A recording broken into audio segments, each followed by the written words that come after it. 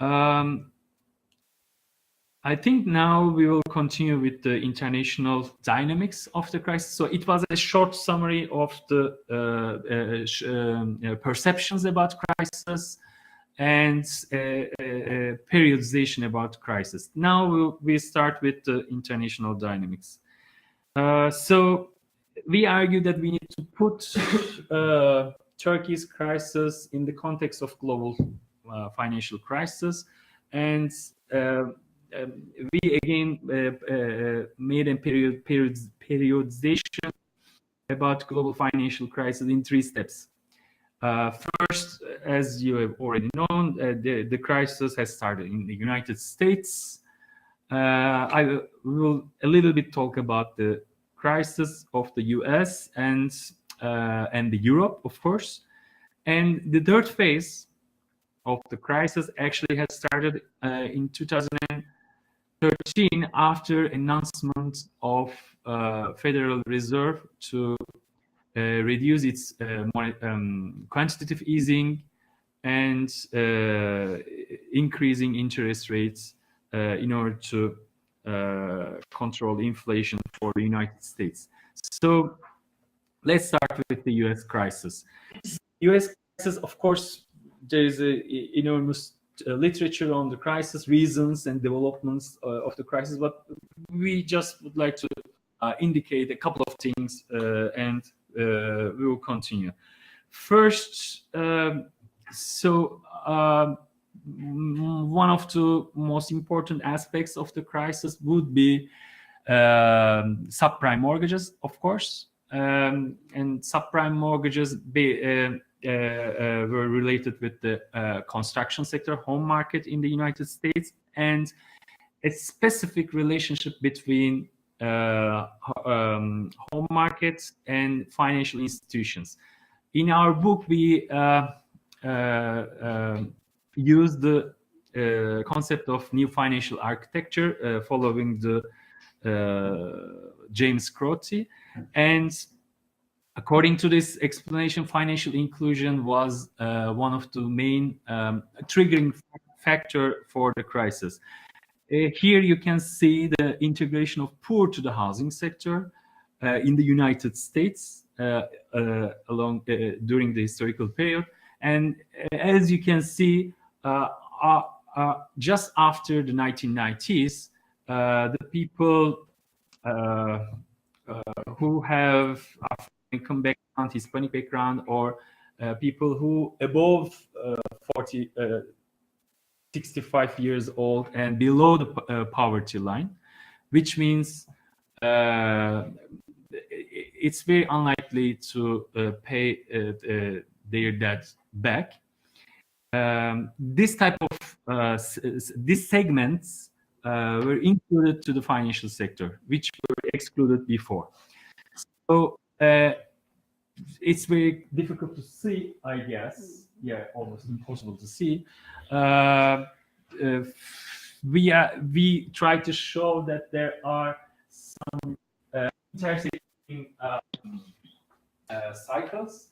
At the bottom, there is a typical production cycle with the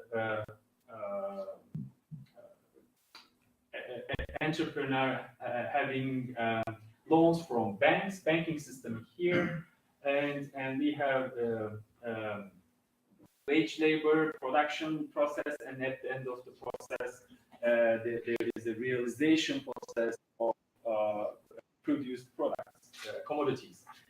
And there is a connection between production process and finance. Here we see circuit 2, circuit 3 actually are connections between finance and production. But what is new in this structure is a connection between wage labor and finance. Basically, credits, consumer loans. Consumer loans are a new factor in this game. Actually, it started in 1970s after 1970s, but for the recently, especially after formation of this new financial architecture in 1990s in the United States, this relationship became more important. There are other circles relate about securitization process, rating agencies' roles, and insurance sector's role, but we don't need to, I think, elaborate this point. Maybe I can summarize as following. Once or as long as the consumers continue to pay their debt back to the financial system, all system was working perfectly, almost perfectly. But once they have some difficulty to pay their debt back, all system collapsed. So yeah, it was a part of a larger explanation for the crisis, but I would like to mention a couple of results quickly, and then Ali Rıza will continue to our presentations. First response was first result of policy responses in the United States was increasing income inequalities. The second result, which will be in the next slide, increasing the gap between productivity and real wages. And the third one was more monopolization in the banking system.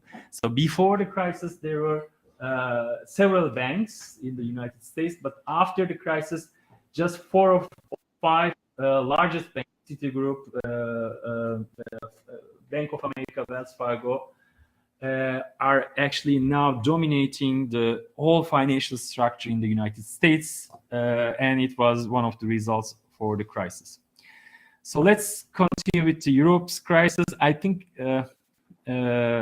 it's a quite large topic, but maybe we just touch upon one aspect of the crisis, which will be in the next slides. Differences within the Eurozone. So, of course, there are many explanations for the Eurozone crisis, public debt, high rate of public debt, or specific type of financialization, or institutional structure of the European Union, or yeah, other explanations. But maybe we can just indicate that as long as there are different productivity levels in the Eurozone, for example, the low level of productivity in the Southern European countries, high level of productivity in the Northern European countries, this resulted in, or this type of structure has results in the foreign trade structure, and specifically for the current accounts. So we have Southern European countries who have current account deficit. On the other hand, Northern European countries who have current account surplus. Deficit countries are or have been financed by surplus countries. So this was a structure when the crisis hit the euro. And as a solution for the crisis, actually, policymakers in the Eurozone level created an austerity measures as an exit strategy, and it's been implementing since 2010. So I think now we'll continue with the crisis of emerging market, and Rıza will elaborate more on this topic. Okay, I hope my voice is not that loud. Okay, so these are taken from the journal, from the magazine Economist, The Economist, published in 2015. the economist was talking about an emerging market crisis by mid 2015. I mean, the periodization may change. We prefer to start this so-called third wave with the year 2013. But I mean, talking about waves or talking about phases should not mean that these are clear-cut phases. These are clear-cut and different episodes. I mean, we know that the so-called resolution of the Greek problem, for example, Greek debt restructuring problem, went beyond this 2012 restructuring. Still, there are the problems and there are discussions about the future of the European Union. But one thing is certain. I mean, the previous policy response and its impact upon this the emerging markets changed abruptly in those years. You can see that the main policy response of this major advanced capitalist countries right after the crisis was the quantitative easing and declining the interest rates, the policy rates, monetary policy rates, which led to a huge inflows to the emerging markets. You can see that, for example, the bank lending, its ratio to GDP doubled from 2009 to 2015. And the policy response within the major countries resulted in an incredible increase, and mainly in countries such as Turkey, a striking increase in corporate debt. This is related with the central bank liquidity. What you're seeing in this slide is actually the 12 months change in the central bank liquidity. I believe we can talk about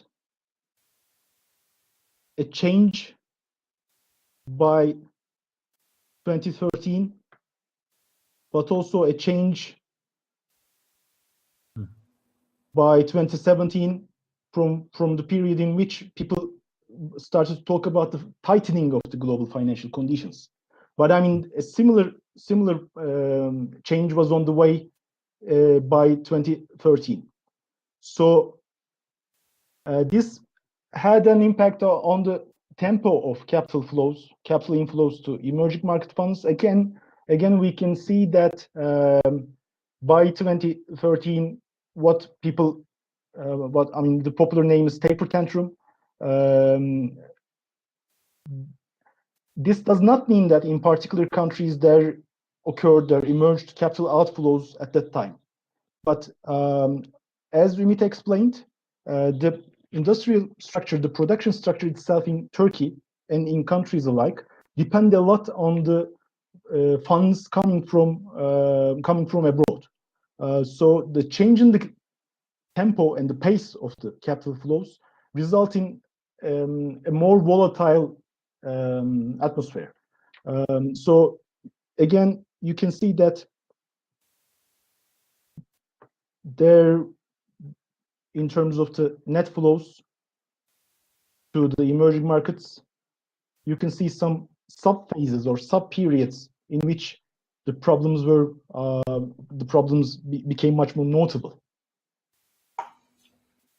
So this is another way of showing the changes in the fund flows to the emerging markets. I mean, in our preferred periodization, we start the story about this, the growth slowdown and the emerging markets crisis. We started the period from 2013, but it became much more notable in 2015 and also with the start of this year, 2018. Now, thanks to this weak recovery in many advanced countries, I mean, when you look at the GDP growth rates I mean, you cannot easily talk about that. I mean, they transcended this difficult period, and thanks to this weak recovery, the monetary policy changed actually, and the main impact has been a rapid depreciation in emerging markets currencies. Now we see that the most prominent countries in terms of currency depreciation has been Turkey and Argentina. I mean, the Turkish currency lost almost 42% of its value in the first 8 months of 2018, and Argentine peso lost almost 45% of its value against US dollar in the first 8 or 9 months of 2018. So I'm leaving the floor to Ümit to go deep into the problems of Turkey. Then I will talk briefly about the current developments.